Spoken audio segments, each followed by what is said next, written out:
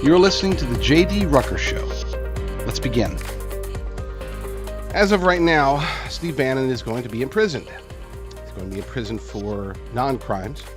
That seems to be the standard operating procedure with the Biden DOJ, the current judiciary system, the tyranny that is reigning through our justice system in general, unless you actually commit a crime, in which case you're let off scot-free. But if you don't commit a crime, because Bannon did not commit a crime, well, you're going to get jailed. At least that's the message today from Judge Carl Nichols, a federal judge who laid down the sentence and told Bannon to report to jail before July 1st. According to the article over at rvmnews.com, Steve Bannon to serve prison time for defying January 6th committee. This by Holly Tullison over at rvmnews.com. A federal judge has mandated that Steve Bannon, a former senior advisor to President Trump, must begin serving a 4-month prison sentence by July 1st. Bannon's imprisonment resulted from his refusal to comply with a congressional subpoena investigating the January 6th Capitol events. Now, let's be clear about something right there. It's not that he defied or refused the subpoena. He was doing what was recommended to him by his attorneys. And they had a right cause because at the time, President Trump had invoked executive privilege. Now, Bannon does not have the authority to supersede executive privilege. Bannon's attorneys do not have the authority to supersede executive privilege. Congress does not have the authority to supersede executive privilege. Now, they can take it to court, and if the court system declares that this particular declaration of executive privilege by this particular president is not valid, fine. Then that's part of the checks and balances. You know, people say, oh, why should they be allowed to do it? Well, because we live in a system that was properly designed by our founders to prevent tyranny.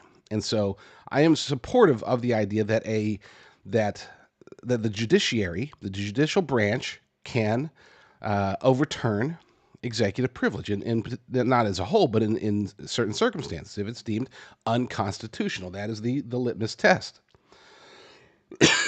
Well, that never happened. They never tried it. They never took it all the way to the Supreme Court. They never did anything. They just said, nope, that doesn't count. You're going to jail.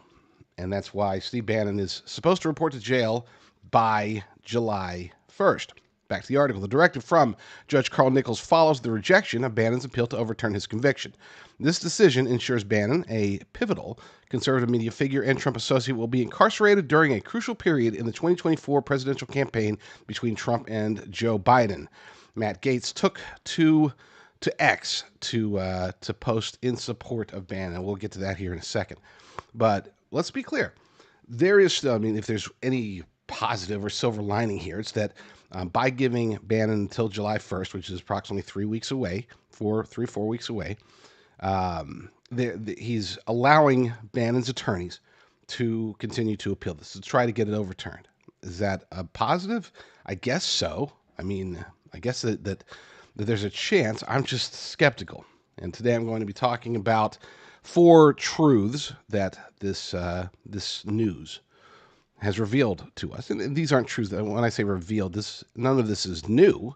This just reiterates and perhaps brings it beyond a shadow of a doubt that the things that we've been talking about, the things that Steve Bannon has been talking about on his show, they are accurate. We are living in a very different America than the one that any of us were born into. Even, I don't care how young you are. Okay. You could be 5 years old. America is extraordinarily different than it was just 5 years ago. And it's not different in a good way, not by any means. Let's get to Matt Gaetz's post here. According to tweet, it is with great sadness and anger that we observe the death of the judicial system in America. Steve Bannon sought judicial review of the illegal congressional committee, unlike any ever comprised. It was literally a matter of first impression. And they're sending him to prison not just to torture him, but to torture us. He didn't even get a real trial. His defenses were stripped by a judge who hates him. The ramifications of these actions will reverberate in a very dark way for a long time. I've begged House leaders to advance legislation to expunge these contempt proceedings on Bannon, Navarro, Scavino, and Meadows. They've refused, likely because they don't have the votes. We need strong leaders. November cannot come soon enough. And I would argue with Gates there that perhaps it's not November that we should be looking at. We need to be looking now. We are in a position as Americans that our own government is against us. Many, if not most, in our judicial branch are against us. I'm not talking about just against conservatives or MAGA or patriots or anything like that. They're against Americans, okay, in general. When they might say, for example, oh, we're pro justice reform, and we want to make sure that people are treated properly and fairly. When these woke judges let violent criminals back out on the streets for really, in most cases, no reason other than to be woke, it's not because they are compassionate about those people. It's because they hate you. They hate you and me. Doesn't matter if you're left, right, center. Doesn't matter if you're religious, not religious, Muslim, Christian, Jewish, Hindu, whatever, atheist. They hate you. Okay? If you are not amongst the globalist elite cabal, if you're not in the club, then you are just, at the very best, you're a useful idiot. At the worst, you are a danger to them, and they are going to come after us. They're going to come after us. This is just an example of that, and I'll talk about that here in a minute. I'm going to be talking about 4 real truths from this. I guess you could call it the real takeaways from this news. But let's continue with the article and get the actual news portion out before I break it down. In 2022, Bannon was found guilty of 2 counts of contempt of Congress for his failure to provide documents and testify before the House committee investigating the J6 incident. He joins Peter Navarro, another former Trump official who is also serving a prison term for defying the same committee. Bannon had avoided serving his sentence during the appeals process, but prosecutors sought to enforce the prison term after a federal appeals court upheld his conviction. His attorneys argued that he should remain free while appealing to the full D.C. Circuit Court or the U.S. Supreme Court, citing that Bannon acted on his lawyer's advice. And that was good advice, by the way. And that he was not obliged to comply with the subpoena. Now, let's talk about that for a second. Basically, the argument from his current attorney, the argument is this, that there was executive privilege.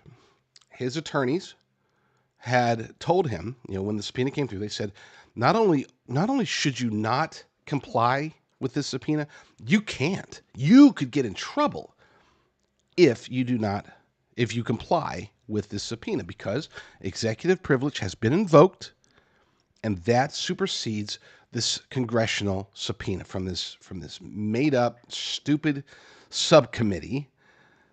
It's ludicrous. It's ridiculous, but that was the intent. So it wasn't like he was sitting there saying, heck no, I will not comply. You guys are, and he might have actually said that.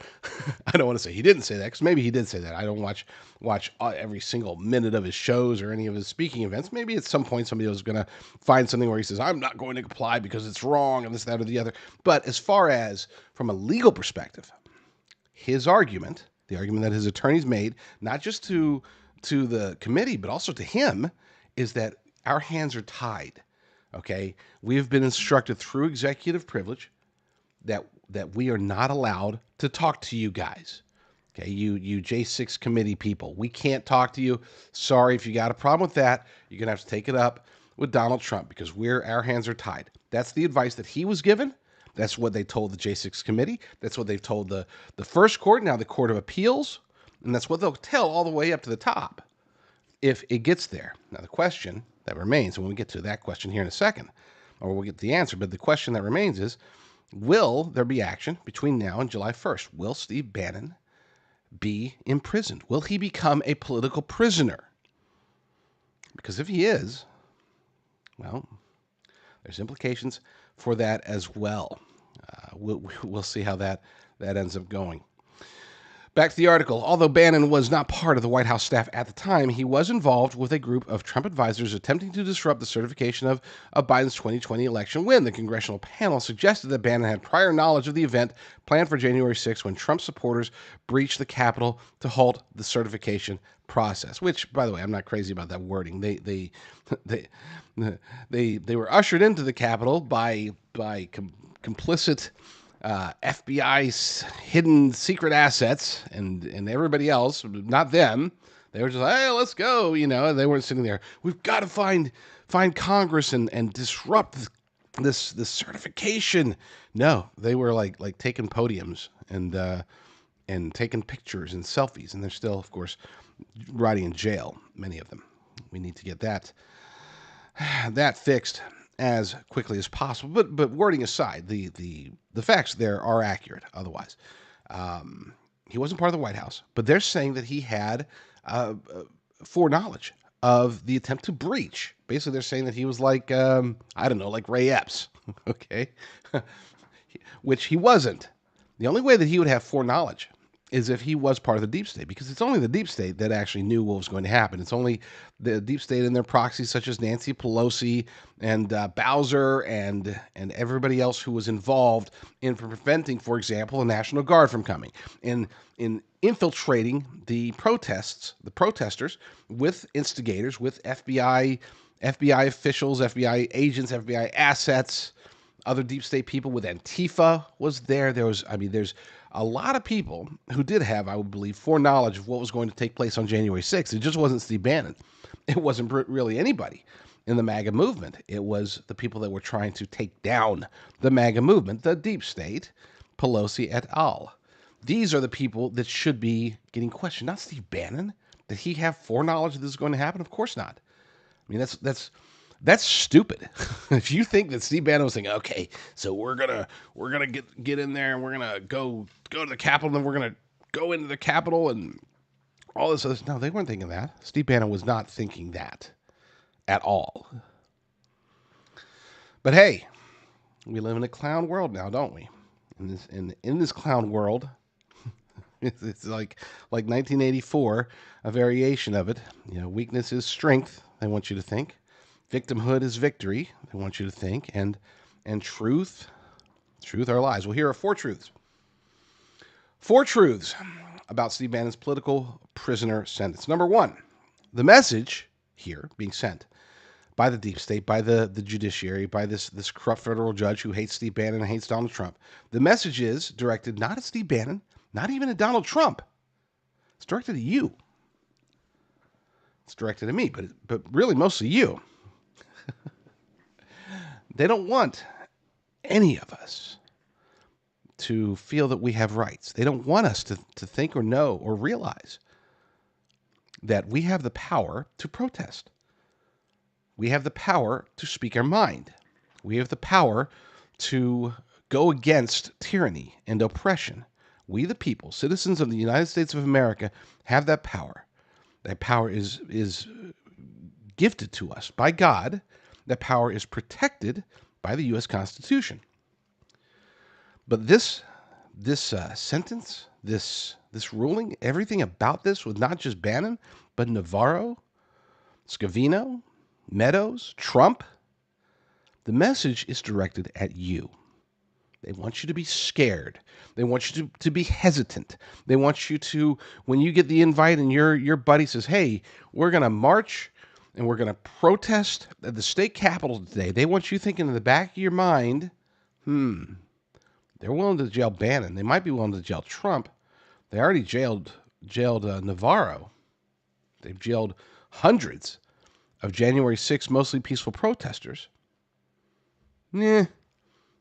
I'll pass. That's what they want you to do. They want you to not exercise your rights.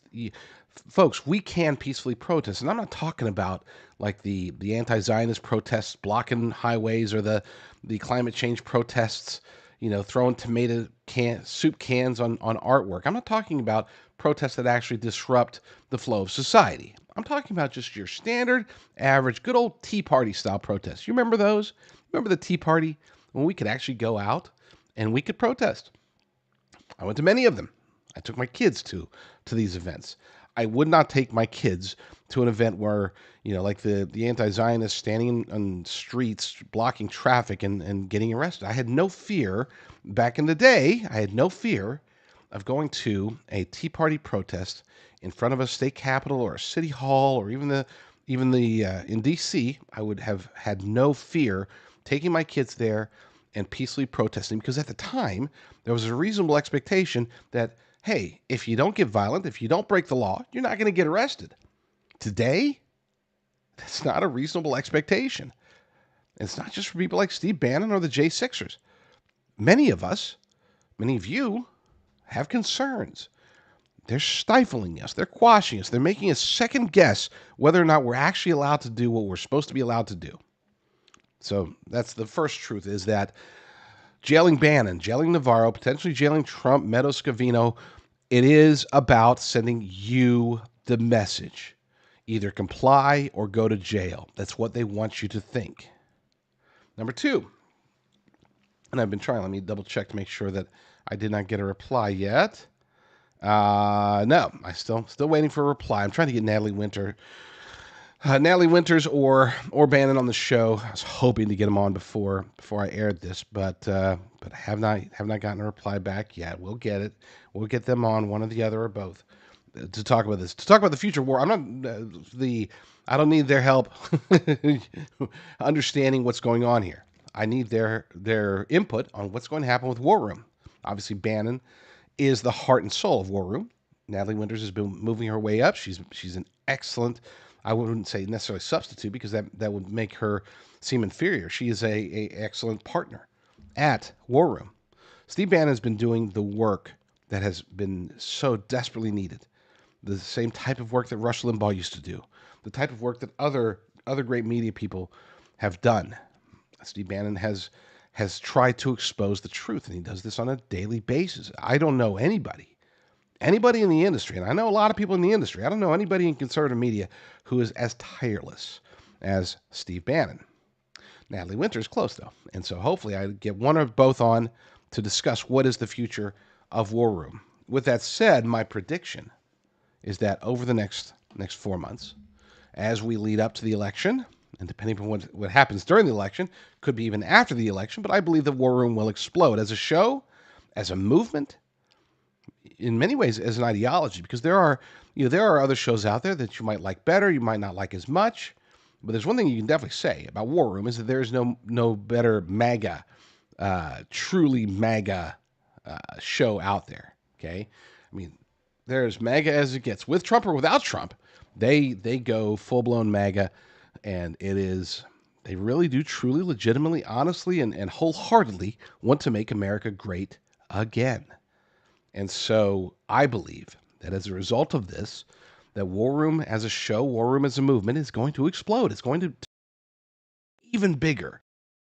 Often invoked from episode 4 of Star Wars, strike me down, I will come back stronger than you could ever imagine, or whatever Obi-Wan told Darth Vader before the lightsaber went to cut him and his robes fell and he was he was taken up to whatever Jedi heaven. And oddly, the robes didn't burn and cut in half from the lightsaber. Lightsaber-proof robes. But hey, that's movies. I don't talk about movies here. I do talk about the fact that this is hopefully, Lord willing, going to make Steve Bannon and War Room stronger. That's a consequence that we've been seeing over and over again. We saw, they try to take out Trump in the New York hush money trial. He raises over $200 million in like 3 days. I mean, sometimes I think, I'm not sure if they're just dumb or if they just don't care. I saw somebody, I don't remember who it was, but somebody who was saying it's not that they're dumb necessarily, they're just in such a bubble that they think two-dimensionally, they being the radical leftists, the activists, the people. I'm not talking about the powers that be. I'm not talking about, the uniparty swamp or the globalist elite cabal. I'm talking about, for example, these various judges who are taking actions. Judge Merchan, for example. Are they dumb? No. But they do live in this bubble where they don't realize or maybe they do realize and they just don't care that what they're doing is actually going to hurt their movement, hurt their ideology, hurt their philosophy. Okay, because it's only going to help make things happen. Now, perhaps I'm wrong. Maybe, just maybe, it's possible. But maybe this is going to harm War Room because War Room does need Steve Bannon. Maybe he's not going to be able to come on air as often as they hope from jail. Maybe he won't be able to come on air at all. Maybe it's just going to be the War Room team that has to try to hold everything together, and I'm sure they will. But try to hold everything together and hold the audience in place until he returns. We'll see. I think they're going to do fantastic. I think that they're going to get bigger. I think that War Room is going to explode. And that's a good thing for America. Okay, it really is. Takeaway number 3, the true test of the Supreme Court is what we're about to see. Everybody's, I wouldn't say everybody, a majority of those of us in conservative media have been extraordinarily happy, bullish about the Supreme Court because Trump was able to put in 3 justices that really tilted us towards the conservative realm. I would argue that the 3 justices that Trump put in are marginally conservative, and it really depends upon the topic, depends upon the case. We've seen Kavanaugh, Gorsuch, and Amy Coney Barrett. We've seen all 3 of them deviate, so to speak, from what we would consider to be the right proper constitutional basis. We've seen them side at times, almost in a rotation, it seems, which is weird. We've seen them side with the progressive perspective of the court. And of course, you've got the 3 radical leftists. You've got John Roberts, Supreme Court, the Chief Justice. He is at best a moderate. People say he's conservative, but I think he's really, he votes with the left as much, if not more, than he votes with the right. So I'm not sure why he's considered a conservative. So you got you got those 4 on one side, basically. You've got the 3 Trump appointees who are conservative. We'll call. I hate to use the word conservative when I'm talking about the judiciary. We'll call them more constitutionalist than the others. And then of course you've got Alito and you've got Thomas. They are originalists. They are true constitutional justices. They are the heart and soul, the backbone of the Supreme Court. Well, now's the real test, though. If this is allowed to stand, because this has Supreme Court written all over it. Okay, this is where you get to write. They get to write law that's perhaps not as important or impactful as overturning Roe v. Wade, and it's not going to get as much attention as some of the others. But this is an important distinction and understanding of not just executive privilege, but perhaps more importantly, the foresight and knowledge when committing an alleged crime, especially a misdemeanor. There's this understanding that because Steve Bannon was doing what he was told by his lawyers and by his former boss, the President of the United States, he's being told by these guys, don't testify, don't comply with this corrupt J6 committee. It doesn't get real. There's no gray area here, okay? 99 people out of 100 would have listened, would have done what Steve Bannon did, given those circumstances. You've got a committee that is asking for things that this committee has already demonstrated at that point that they are corrupt, that they are lopsided, that they are, and it really truly was a witch hunt. They were literally looking for witches. I'm not saying figurative. They really were trying to find, who's casting spells for MAGA over here? Who's casting J6 spells over there? It was a literal witch hunt. And they were looking for people to imprison, people to burn at the stake, people to dunk in the water and see if they float. Yeah, and Steve Bannon, they're trying to dunk him now, still. Given that scenario, given that there was executive privilege invoked by the former President of the United States, and given that their attorneys are so clear, you must not comply. Because if you comply, that's where you're going to be breaking the law. That's what's going to get you in trouble. If that is the case, and obviously that is the case, so I should say that being the case, this is a no-brainer.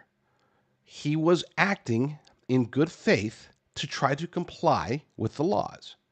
Now you could say, well, but what if somebody thinks that they're complying with the laws, by murdering somebody? If their intention was to? No, that's ludicrous. People will make that argument. It's dumb. Don't make that argument.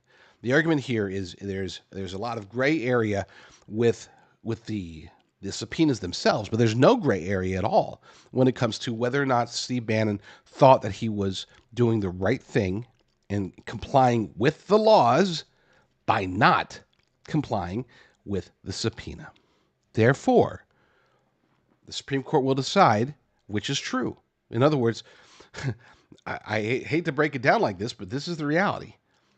If the Supreme Court takes the case, if the Supreme Court, and if they, by the way, if they take the case, I'm like 95% certain that they will overturn it.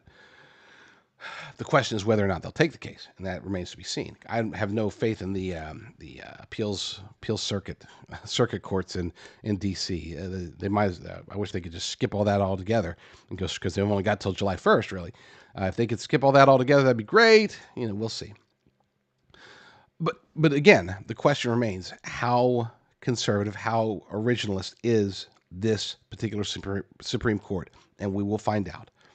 We will find out. Because this isn't just about Steve Bannon at this point. This now turns it addresses the issue of whether or not somebody who believes and has proper reasons to believe that they are complying with the law, with the Constitution, by defying this law, that law, this mandate, this whatever. This is going to have repercussions for all of us. Okay, anybody who ever gets into it's not about, it only affects people that could be subpoenaed by Congress. No, this can affect anybody who, in good faith, is believing that their actions are in compliance. And this is why I'm desperate to see if the Supreme Court will take it up or not.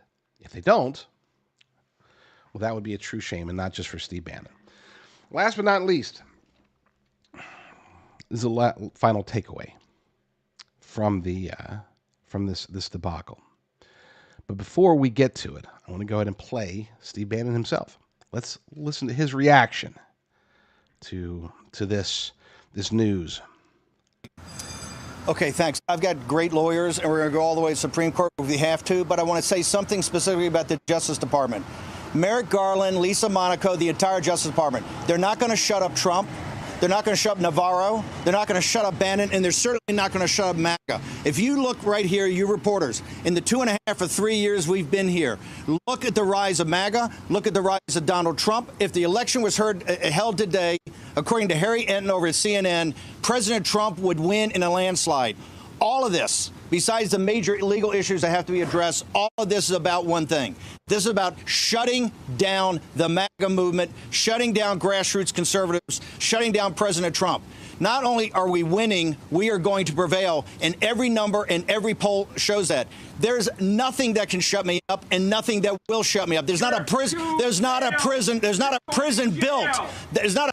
built or a jail built that will ever shut me up. All victory to MAGA. We're going to win this. We're going to win at the Supreme Court. And more importantly, we're going to win on November 5th in an amazing landslide with the Senate, the House, and also Donald J. Trump back as President of the United States. Thank you very much. It's funny. I had to cut that off. They didn't cut it off. I think it was at Real America's Voice or one of those. One of the networks was playing it, and there's some heckler trying to cursing and screaming, and they actually were playing that on live TV, and they're like, "Oops, well," and the anchor was like, "Okay, well, let's go back to Charlie Kirk." It was funny.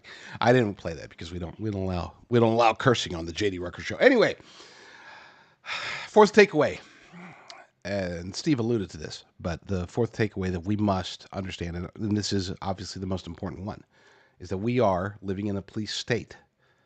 You may not see it yet, but it is there. It's there, and it has been there. Here's the sad part: for many of us, many of you, I've known it for a while, but many of you may be finally starting to realize that not only are we living in a police state, but that police state has been in existence really since shortly after 9/11. Okay, we can go back to the Patriot Act. This is the follow-up. Everything that started on 9/11. And you could say the things that led up to 9/11 as well, but we'll talk about that some other day. We'll get into more ancient history. But ever since 9/11 and ever since the Patriot Act and other variations of the Patriot Act and pretty much everything that they've done, I'm talking about Snowden, I'm talking about Assange, I'm talking about all these actions they've taken. Now, with Bannon being the latest version and President Trump on the hook to possibly be the next the next version of this police state that we're in. J6 is the obvious. That's the no-brainer. If you see what's happening to the J6 people, you should know with an absolute certainty that this is a police state. You don't see it. It's not your traditional, what we picture as a police state. We think of a police state as being, well, a police state means that there's police everywhere, right? No, that's not the case. A police state means that there's a presence of a corrupt law enforcement everywhere. Now, I want to be clear. I am a back the blue guy. I always have been.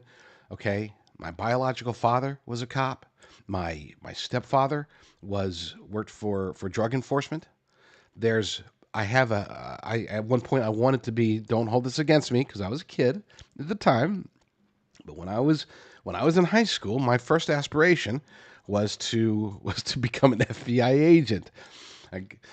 Praise God, yeah, I had that career path shifted over right before I left high school, shifted over to journalism, where I thought I could do more good than as an FBI agent.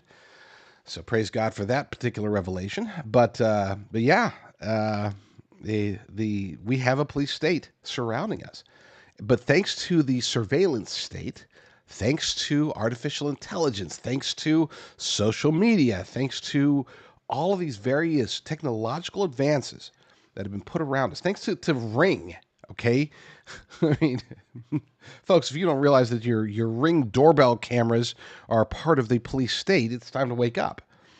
All of this, everything that we're seeing is advancing this police state. They don't need to have boots on the ground at every corner because they have eyes everywhere, just about everywhere. This is just reason number 432 why now's the time to leave. If you haven't already, now's the time to leave the cities. There's another 431 reasons to do it. That's 432. Leave the cities because you are the greatest. If you live in a city, you are the greatest victim. You are monitored 24/7.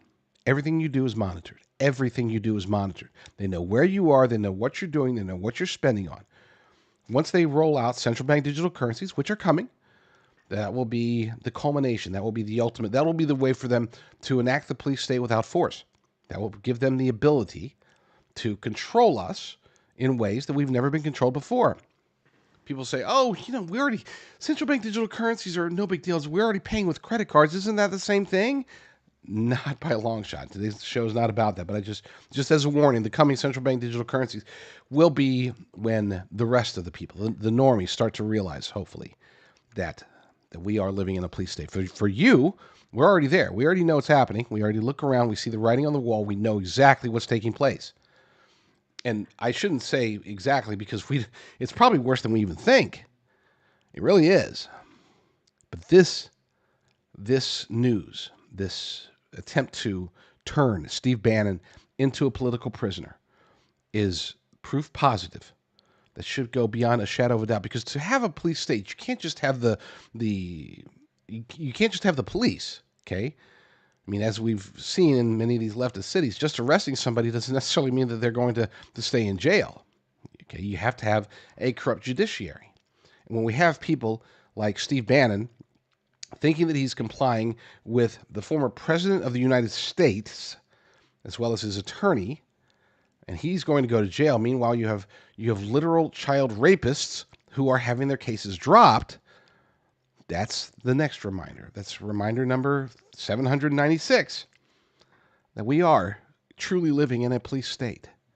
And the reason I tell you this is I'm not trying to depress you, and I definitely am not trying to fearmonger. This is just reality. Okay, it's just reality. There's no fearmongering requires that you take something and you blow it up out of proportion so that you can elicit a response of fear, concern, or whatever.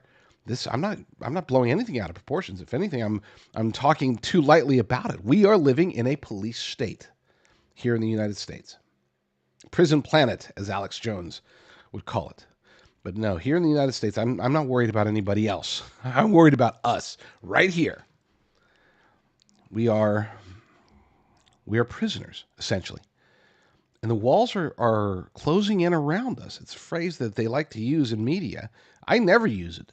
But in this case, it applies. The police state walls are closing around us. And the reason that I'm telling you all this is because now is the time, if you haven't started already, make the effort today, starting now, to take control, as much control as possible, of your life.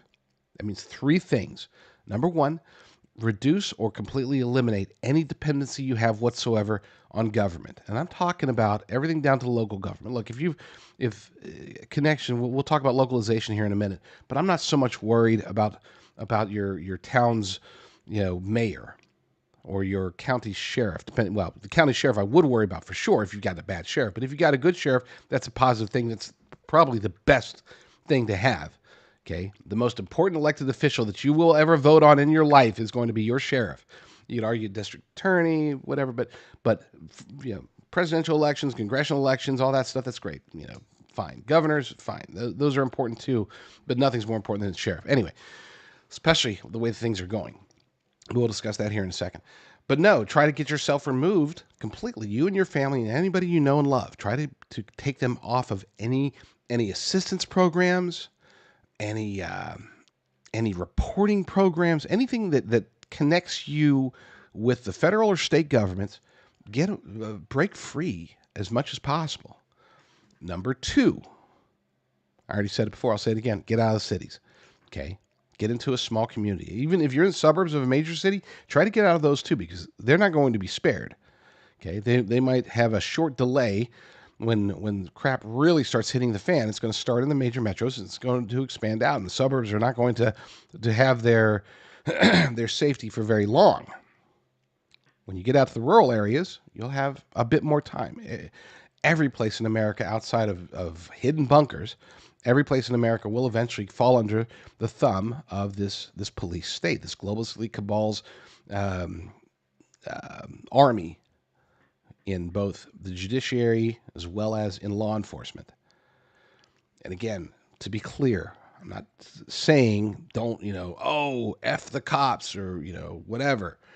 I'm saying that assume that the laws are changing. Assume that we are, as citizens who are currently under surveillance by our own government, as well as probably other governments, as well as non-government organizations and corporations, as people who are under surveillance and as people who they want to control, we have to do everything we can to break free. So number one, try to get as much as government free as possible.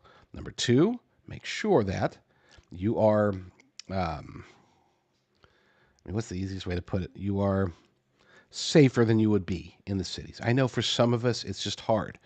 We have reasons to stay in the city or reasons to stay in suburbs, or maybe you just don't have the means to move out. I feel for you, okay? I'm in a situation where I can't leave. I was just talking to a good friend this morning who lives in Montana, okay? And I was telling you, he's like, "Oh man, I can help you find land there." I'm like, "Someday, okay, someday. That's my dream. I want to go up there. I want to move to Montana or Idaho or wherever." But right now, I'm still stuck in California, and I will be stuck in California for at least a couple more years. Maybe after that, I'll be able to finally leave. But I do believe that God put me here for a purpose, because every time I think I'm out, they pull me back in, as I feel like I've been stuck here, like Hotel California. I've been trying to check out, but they won't let me leave. But we'll see. Again, I defer to the higher power that seems to be keeping me here for whatever reason. We'll see what those reasons are here in the near future, Lord willing. Number three, and this is arguably the most important takeaway that anybody, doesn't matter what your situation, anybody can do this, is to localize as much as possible. Localize your life. Okay? Localize your life. Do it. Make it to where, if you, I know it's hard. We're all suffering through this horrible economy. We're all suffering because of inflation, because of our lack of buying power. But if you can, try to get as much of your essentials localized as possible. At the very least, that means working with local markets, local farmers, local ranchers, local everybody. Okay, if you can find a local optometrist who's able who has a good supply of the the eyewear and everything that you need, work with them. Try to get away from ordering everything from Amazon or anything like that. Try to get away from anything that requires the national supply chain. And I'm not talking about, oh, well, you mean I should go buy my furniture at a local furniture store? Well, yes, you probably should for the sake of supporting your local economy. But, if the piece that you want is on Amazon or wherever, fine. That's a non-essential. I'm talking about the essentials. I'm talking about if things really do turn south in a hurry, which I do believe they will at some point in the very near future, be as prepared as you can. And the easiest way to do that is to build relationships, make friends, and become friendly with, in other words, be supportive of your local vendors, everybody. Again, buy local. We like Sprouts. Okay, I'm not a fan of Whole Foods, but I do like Sprouts. It's a grocery store. I don't know how big it is. Maybe there's some in your area. We like them. We don't love them, but we like them because they're big enough to have the things that we need. But we have shifted much of our buying of food.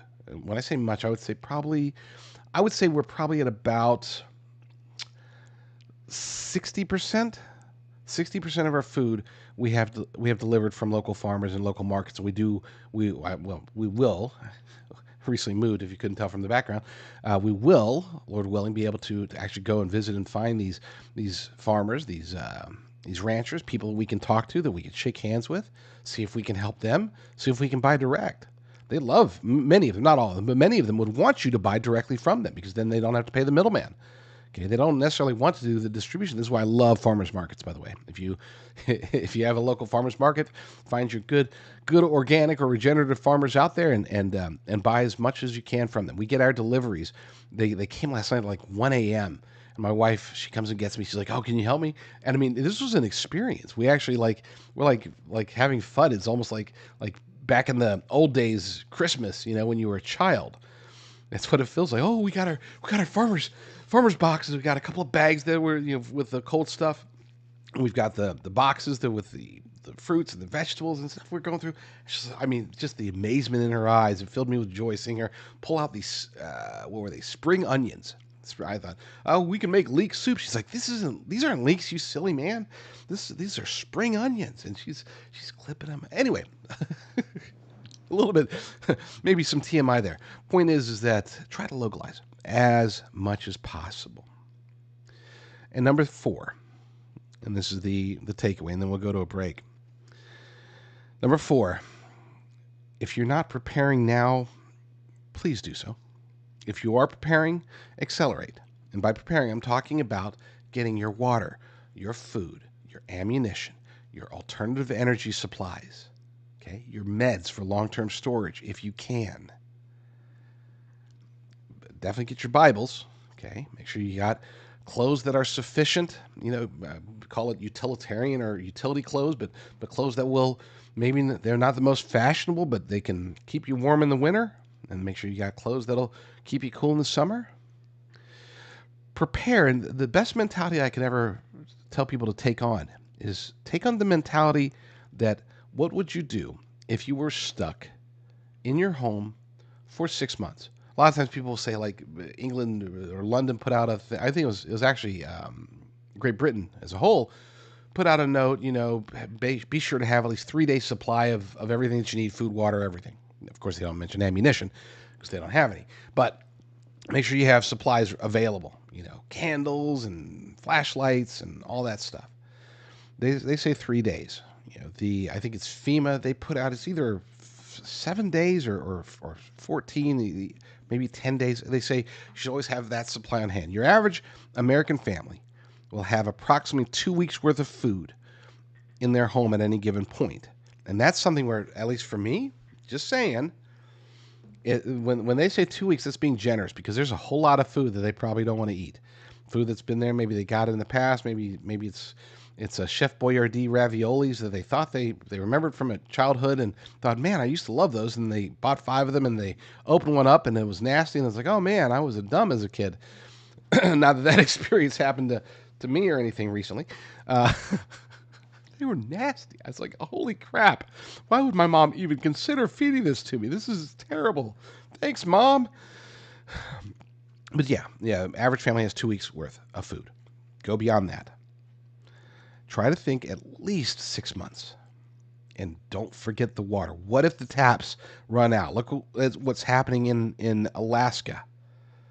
What if the magical taps that 99.99% of Americans have grown up with our entire lives? It's like if we need water, we find a tap, we turn it, and there's water. It's magic. It's magic. And we know it's not magic. We know that there's infrastructure behind it. We know that infrastructure can break down. And I think many of us assume that at some point in the near future, that infrastructure will break down. That's what we're faced with. That's the reality of our situation. So get prepared. 6 months, 10 years, I don't care. Do what you can with your resources. Do it smart, by the way. I want to be clear about it. Let's. So I was talking to a preparedness company, as a matter of fact, this morning. I was talking to these guys. We're trying to get our beef situated with them, and they're like, yeah, I get these big, huge orders, and I'm thinking to myself, what are these people doing? Are they feeding like a family of 20? And they're like, no, we don't have much food, but we want to make sure we have tons of food when things come. And I actually witnessed something similar to this. I had a friend. She showed me her everything. She had it on video. She's walking around. I'm watching on the camera. She's like, oh, look, here's our prepper pantry, yada yada yada. And then as she just happened to be talking, I happened to notice her regular food pantry. It's like barren. I'm like, well, what about that one? She's like, oh, we just stock it over time. I'm like, well, how many canned, what do you have as far as canned foods? What do you have as far as non-long-term storage foods? They had the buckets that'll last from 10 to 25 years. They had tons of that. I mean, far more than I've ever had. Okay. They had so much of that. It's like, yeah, we're ready to go. But if disaster were to strike tomorrow, they would be busting into those buckets in like 4 days because they don't have any of the other food. I always tell people, don't start with the prepper food. Don't start with some, it's great to have food that'll last for 25 years, but you don't even want to ever touch any of that stuff for a long time. Okay. Ideal scenario, you're not even touching your survival food for at least 6 months to a year, preferably longer. You can survive off of non-survival food for a long time. Like, it's not like every food out there goes bad after like 6 days or 8 days or whatever. A lot of food, you can get food that'll last for a year or two. Some food, canned foods last. Now, I'm not a fan of canned foods, but in a survival situation, you do what you need to do. They always put the best by 2 years later dates, just as a general rule. And I know this is not a prepper show today, but just as a general rule, if a can of food, let's say it's expired, not the expiration date, but the best by date, it's a year beyond the best by date. It's like, oh my gosh, this is bad. Is it really? I'm not a doctor. I'm not a scientist. I'm not with the USDA or anything like that. I'm just saying, as a general rule from other preppers that I've talked to, you test it. You look at the can. It's 2, 3, 4 years old. Look at the can. Is it breached anywhere? Is it open? Is it corroding? Is there any rust on it? Is there anything bad? Is it bloated? Is it anything? Dented even. If the can's perfect, okay, great. Open it up. Smell it. Does it smell like regular food? Okay, great. Look at it. Does it look like regular food? Okay, great. Maybe taste it. Does it taste like regular food? Now, I know I'm probably going to get in trouble. Somebody's going to do this and get sick, get botulism and sue me. But if the can's fine, if it looks fine, if it smells fine, if it tastes fine, it's probably fine. There's not a 100% guarantee. So I don't want to get myself in trouble. But it's probably fine. And again, that's not from me. That's from other preppers who said, yeah, You got that one guy, Steve O, I think his name, Steve, who he does like eats MREs from like 1941, and he's had some cases of he's had to go to the hospital before. But the dude's a warrior. Great hiss. If you ever watch it, find his show. Steve eats MREs or something like that. Find his show on YouTube. It's fascinating. I don't watch a whole lot of videos, but by golly, I watch his. Anyway, so that's my take on the whole thing. That last one, number 4, is the most important. Be sure to get prepared. Be as prepared as possible for whatever is to come. Get out of the city. Localize everything that you can. Understand that we are in a police state. We are in a police state. Stop pretending like sticking your head in the sand and listening to CNN or Fox News tell you that oh, it's bad, but it's not that bad. Because that's what they're not going to try to tell you. Everything's hunky dory. Well, some of them will. Everything's great, Paul Krugman. Oh, we're great. No, I mean, most of the corporate media right now, the message is, it's not great, but don't worry, it's not that bad. It's not as bad as those silly Republicans are saying. It's definitely not as bad as those conspiracy theorists or preppers are saying. Don't be too scared. Just be normal. Be normal. Stay cool. Stay cool. So they're trying to tell us. Let's go to a quick break. And then when we get back, I will. Oh, right. I got to talk about the farms. Talking about farms. So stay tuned. I know I'm not the only person in America right now who is greatly concerned about the economy. I look around and people have concerns. It's not just inflation. That's already bad enough. It's not just the risks in the housing market, even the stock market. Are we in a bull market? Are we really? Or is it a false positive based upon inflation? That's a good question. I'm not an economist. I don't offer financial advice, but I do know some good people that can help, at least when it comes to navigating the various turmoils that we're facing. You could look at BRICS nations. They're pushing for world domination of the entire global economy, and they are getting bigger and bigger, seemingly every week. It seems like there's another nation's talking about joining BRICS. Folks, that's a grave concern, and it's not getting nearly enough attention from corporate media. Of course, you have the risks, and when I say risk, it's not even a risk. It's a foregone conclusion at this point that we are going to, at some point in the future, have central bank digital currencies. Is it going to be this year? Probably not. Is it going to be next year? Possibly. The year after that, and now, the longer out you go, the more likely it becomes. And when we have central bank digital currencies in place, you can say goodbye to a whole bunch of things, including your privacy. But in many ways, you'll be saying goodbye to control over your money. That's one of the reasons that central banks themselves are buying physical precious metals. And I do believe so should you. Again, I'm not saying that as a financial advisor. I'm just throwing out the options. And one of the options out there is to work with a faith-driven precious metals company that specializes in those physical precious metals that I think every American should get a hold of one way or the other. Whether you got money in the bank or under your mattress and you want to just buy physical precious metals, great, awesome. If you have a retirement account, an IRA, an old 401k, a government retirement account, then you should be talking to my good friends over at goldwithgenesis.com. Genesis Gold Group is amazing. Okay, this is a faith-driven company. I've worked with them for 2 years now. I've worked with other gold companies in the past. These are my guys, and it's definitely not because they pay the most, but they are by far the most honest. They don't go and try to con people with $5,000 in free silver or $10,000 in free silver. All you got to do is pay a $299 processing fee, and then we'll send you 10 grand in free silver. It's like, really? But apparently it works because these big gold companies keep promoting that concept. Well, you won't hear any shenanigans like that over at goldwithgenesis.com. Reach out to them, get your free definitive gold guide. You can read reviews. They've got some articles there. Got all sorts of even nifty infographics, okay, talking about 30 years of central bank demand. If you're looking at the screen, look at that. Can you see that on the far right, that big spike? That's today, folks. That's what they're doing right now today. Central banks are buying up gold and silver. And again, not a financial advisor, but man, you got to start paying attention. You've got to start paying attention when they're buying it. Central banks who have the inside track to this, they know central bank digital currencies are coming. They know that there's going to be economic turmoil, perhaps even economic collapse here in the future. They are hedging their bets. They're not sinking all their money into the stock market or anything like that. They are protecting themselves, and I do believe that the higher ground, the safe haven of physical precious metals, is where many Americans should put their life's savings. Contact Genesis Gold Group at goldwithgenesis.com. Fill out the form, get your free definitive gold guide, and they will take great care of you. And they're not going to try to con you with any free silver. So there's that.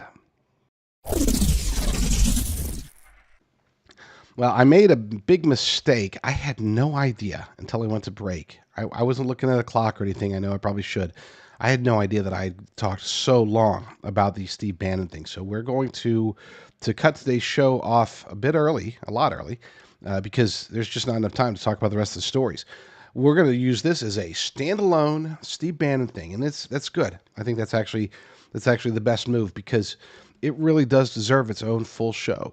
I'm not going to sit here and reiterate things for 2 hours for you, but I think that hopefully, Lord willing, you did get the point. We are living in a police state. Steve Bannon should be the final piece of evidence that you need. If you hadn't come to the conclusion already that this police state is upon us, then please understand that this sentence, if they do end up putting him in jail, then we'll know the Supreme Court can't protect us, or at least they won't protect us. We'll know beyond a shadow of a doubt that the feckless Republican Party can't and won't protect us. Matt Gaetz went out there and he did say, look, to his credit, he said, look, we have a leadership problem. He said the elections can't come soon enough. I argue that we can't wait for November before we start getting everything prepared, getting ready, and assuming the worst. Okay?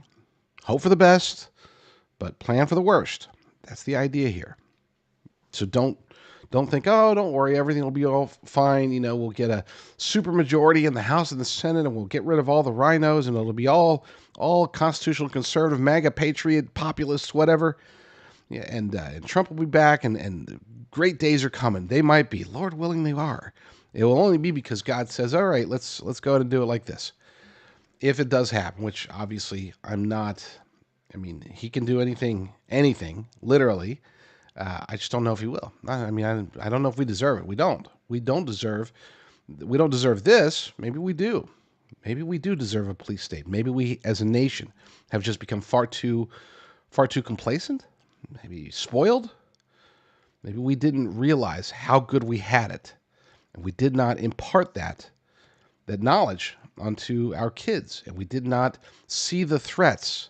We weren't staying frosty. Like I always say, we need to stay frosty. Well, we weren't. We let the radicals, we let the leftists, we let the communists, the socialists, the globalists, we let them take over our schools, our media, our judiciary, our government. We let that happen. So maybe we do deserve this. But God is the ultimate arbiter of all of this. If he deems it that we can recover, so be it. I just don't know if we can wait until November.